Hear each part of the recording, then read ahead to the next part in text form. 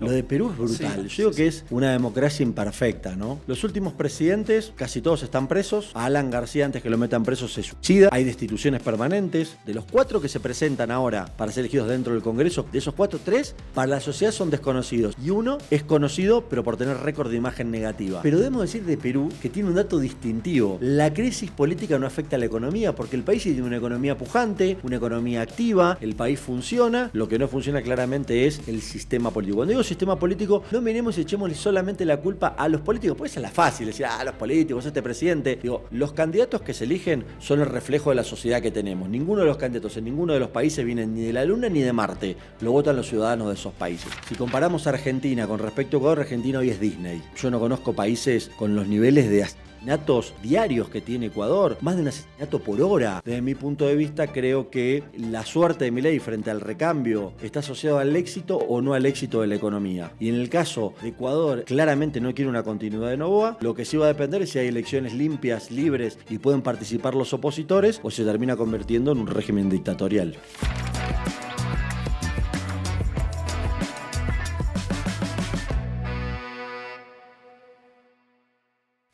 ¿Qué tal, amigos de Político LATAM? Nos encontramos en una emisión más de la entrevista. Hoy con un invitado de lujo, Daniel Iboscus, ni más ni menos que el presidente de la Cumbre Mundial de Comunicación Política. Daniel Iboscus, gracias por estar aquí en el búnker de Político. Político LATAM, es para nosotros un gusto recibirte aquí en nuestras oficinas. Queremos aprovechar para conversar contigo sobre el panorama que observas en la región, en América Latina. Estamos en la idea de que hay una suerte de movimiento histórico de partidos, candidatos que están girando hacia la derecha, pero la pregunta es, ¿será esto o será que esos candidatos están aprendiendo a hacer mejores campañas con narrativas más audaces, lo que se puede traducir en triunfos contundentes? Bueno, en primer lugar, Rafael, muchas gracias por la invitación. Mira, creo que ahí eso es un punto clave que es de discusión en toda América, digamos, ¿no? Lo primero que tenemos que analizar es no partir de presupuestos falsos, de ahora ganan todos los candidatos de derecha porque lo hacen mejor. Yo creo que te podría mencionar 3 grandes fenómenos para entender los resultados electorales de la actualidad en Latinoamérica. El primero es el análisis de la pandemia y la salida de la pandemia. Desde el inicio de la pandemia, las primeras 10 elecciones presidenciales las ganan todos los que son de oposición. Con lo cual podríamos decir que no es una cuestión de izquierda o derecha, sino que era que los que estaban gobernando sufrieron el desgaste de la pandemia. El virus les pegó fuerte, ¿no? Como primer factor. Segundo factor, debemos decir que incluso en los gobiernos donde ganan gobiernos de derecha, es porque los que estaban de izquierda lo hicieron muy mal. Y hablo de izquierda para entrar en esta misma pregunta que tú me haces. Yo diría que los oficialismos lo hicieron mal. Y eso viene, por ejemplo, podemos hablar del caso de Milei en la Argentina, podemos hablar del caso reciente en Honduras de Afura versus la izquierda, y en el caso de Chile es al revés, ¿no? El tema de Kast y Boric. Entonces, eso lo podemos ir viendo a lo largo del proceso. Y te diría que hay un tercer factor que sí tiene que ver con la interpretación y la inteligencia alrededor de las campañas electorales, de no priorizar la ideología, no priorizar, te diría, los grandes proyectos y pensamientos políticos, sino enfocarse en lo que te hace ganar una elección más allá de tu mensaje. Entonces, creo que estos 3 grandes factores, si miramos todas las campañas de América Latina, coinciden en el marco de estos 3 factores, en alguno de estos 3, para explicar el triunfo electoral de cada uno de esos lugares. Daniel, pero estamos ante otro fenómeno, la idea de que están surgiendo nuevos liderazgos. Pensemos, por ejemplo, en el caso de un Bukele en El Salvador, un Daniel Noboa, por ejemplo, en Ecuador, que tienen nuevos perfiles proempresariales, que son jóvenes, que suelen ser más audaces y que rompen, por así decirlo, con el viejo formato del político ceremonioso, ¿no? Muy acartonado. ¿Tú ves esto también como un fenómeno? ¿Crees que esto conecta con los nuevos electorados, las nuevas generaciones de jóvenes? Bueno, vos creo que mencionaste 2 casos, yo te voy a agregar el de Trump y el de Milei, porque creo que son 4 fenómenos que podemos analizar. Trump, Bukele, Noboa y Milei, que a priori parecería que tienen cosas en común, pero son contextos totalmente diferentes, países con necesidades diferentes y líderes totalmente, yo te diría, con características que que difieren mucho en el concepto político, sobre todo. En el comunicacional lo podemos analizar, pero sí en el político. Mira, en el caso de Trump queda claro la jugada y el nuevo reposicionamiento de Estados Unidos con respecto a América como prioridad, cuando antes no lo era la participación en las campañas electorales, y el propio Trump, después de haber perdido, es dentro de los que entraron en la primera categoría, pierde Trump en el marco de la pandemia y gana Biden, que en realidad no gana Biden, sino que pierde Trump, por eso vuelve Trump también en los Estados Unidos. En el caso de Bukele, él tuvo un mandato claro y lo desarrolló enfrentando sobre todo como gran factor el de la seguridad, ¿no? El caso tal vez más claro es el de las maras, las pandillas, las cárceles, la baja en la reducción de los homicidios, en un país que pedía a gritos que alguien los cuide.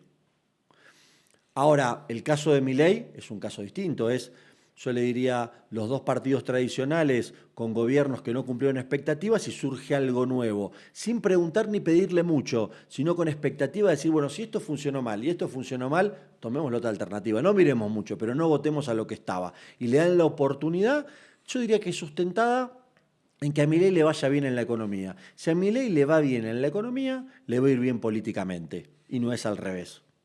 Y el caso de Ecuador es totalmente distinto, ¿no? En el caso de Noboa inicia como un muchacho joven, como alguien que venía a renovar, pero después, en la práctica política de Ecuador, es uno de los países que se parecen más a Venezuela, digamos, ¿no? En términos de baja calidad institucional, no cumplimiento de las reglas electorales, persecución de opositores, invasión de embajadas internacionales, meter presos unos días al alcalde de Guayaquil, cooptar el Poder Judicial y la propia fiscal que persigue a los opositores es embajadora de Ecuador en la Argentina, cooptar el organismo electoral. Hace pocos días los propios medios muy identificados con la derecha, diciendo que los grupos militares censuran y le dicen cuáles son las líneas editoriales, con lo cual, haciendo este breve repaso, y no quiero extenderme demasiado, son países totalmente distintos, con realidades diferentes y inclusive con gobiernos que les permiten llegar por grandes fracasos. Y rápido, a Estados Unidos a Biden le va mal. ¿Querés llegar con expectativas? Le va mal, por eso vuelve Trump. Bukele en El Salvador, ni que hablar, llega porque era un descontrol ya la seguridad y la gente no podía vivir. En el caso de Ecuador, el gobierno de Lasso con un rechazo de casi el 90%. Y en la Argentina, un gobierno con Alberto Fernández, un presidente que traicionó todos los principios peronistas y con una inflación de destrucción económica para los argentinos. Claro, pero aquí, Daniel, está la política de la superoferta. No sé cómo lo veas tú, porque estos nuevos gobernantes pues llegan con altas expectativas y tienen el reto de ir cumpliéndole a ese electorado al que cautivaron en un inicio. Pero considerando, por ejemplo, el caso de Milei, que tiene en este momento a la gente en las calles protestando en contra de una reforma, o lo que puede suceder, por ejemplo, con alguien como Daniel Noboa, que ante la presión por el control de la inseguridad, pues se ven obligados pues, a tomar medidas extremas. ¿Esto hasta dónde va a llegar? ¿Se compromete el rendimiento político? ¿Tú crees que esto va a derivar inevitablemente en otra alternancia? Miren, vuelvo a decir, no podemos comparar Argentina con Ecuador. Yo diría que Argentina, el reclamo que hay a partir de la reforma laboral que logra Milei instalar, ya hoy prácticamente está totalmente disipado en la Argentina. Él logra una fortaleza política, hace una reforma, que en realidad la discusión de la reforma es la letra chica. Todos en la Argentina coincidían, inclusive los sindicatos, que tenía que haber una reforma. En el caso de Milei, que él fue con su reforma y con lo que cree que él como presidente necesita para el tema laboral en la Argentina. Por eso digo que si comparamos a Argentina con respecto a Ecuador, Argentina hoy es Disney, ¿no? En el caso de Ecuador es otra cosa, digo, yo no conozco países con los niveles de asesinatos diarios que tiene Ecuador.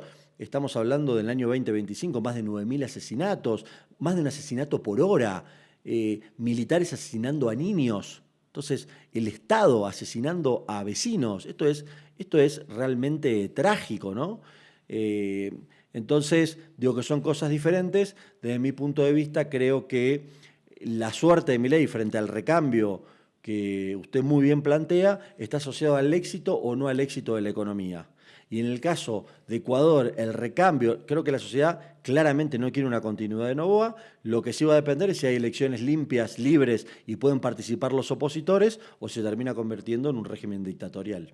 Claro, y frente al escenario peruano, Daniel, que es como algo extraño, lo platicábamos off the record, nadie entiende, pareciera que nadie entiende lo que está pasando ahí porque creo que es como un deporte nacional el estar quitando a los presidentes en cualquier circunstancia, ¿no? Lo de Perú es brutal. Yo digo que es una democracia imperfecta, ¿no? Porque los últimos presidentes, casi todos están presos. A Alan García, antes que lo metan preso, se suicida. Hay destituciones permanentes. En el día de hoy quedaron los 4 candidatos que van a competir para ser presidentes hasta el mes de julio. Prácticamente 3 de ellos totalmente desconocidos.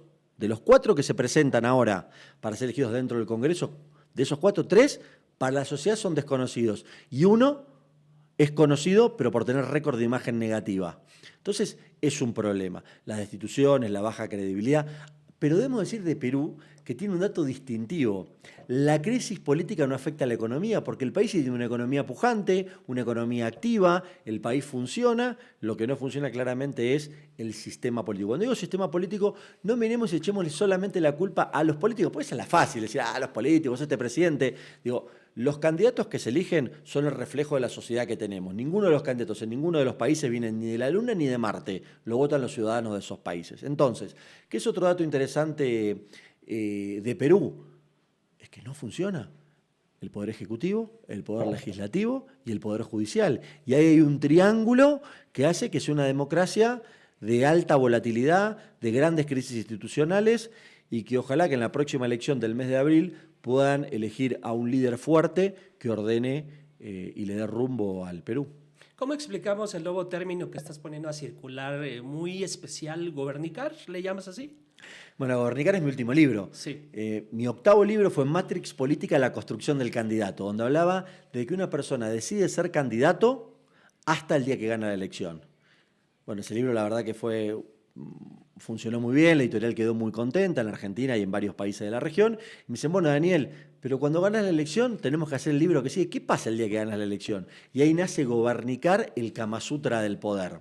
Yo digo, ¿cómo el gobernicar? Bueno, yo sé que hay muchos malpensados que podrán pensar un montón de cosas con el gobernicar, pero gobernicar es la conjunción de gobernar y comunicar. Ni una ni la otra. Es una sola palabra. El día que uno gana la elección, inicia a gobernicar. No cuando asumís, el día que ganás la elección, ese discurso de triunfo, la transición, el discurso de apertura cuando inicias tu mandato.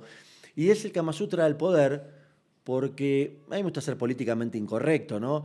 Lo bonito sería decir, no, lo que uno promete en campaña lo tiene que cumplir cuando uno gobierna. No, señores, lo que vos decís en campaña es para ganar la elección, no es para gobernar. Porque si cuando a vos te toca gobernar haces las cosas bien, nadie se va a acordar de lo que dijiste en campaña. El problema es si lo haces mal. Entonces, el Kama Sutra del poder es porque esa gran cantidad de posiciones que tiene que tomar de cambio de posiciones un nuevo líder, muchas cosas que por ahí dijo en campaña y se encuentra con otra realidad, dijo en campaña y hoy el país requiere otra cosa, dijo en campaña y no había pandemia y después vino la pandemia. Bueno, la velocidad del poder te hace que vos en campaña tengas que juntar opinión pública favorable y votos o intención de voto, y cuando estás en el poder, cuando en el gobierno tenés que acumular poder y tenés que acumular aprobación de gobierno y satisfacción ciudadana en base a lo que vos haces todos los días. Y ahí surge este 9º libro que se llama Gobernicar. Daniel Eboscus, muchísimas gracias por compartir micrófonos con Político Latam. Amigos, síganos en nuestras redes sociales,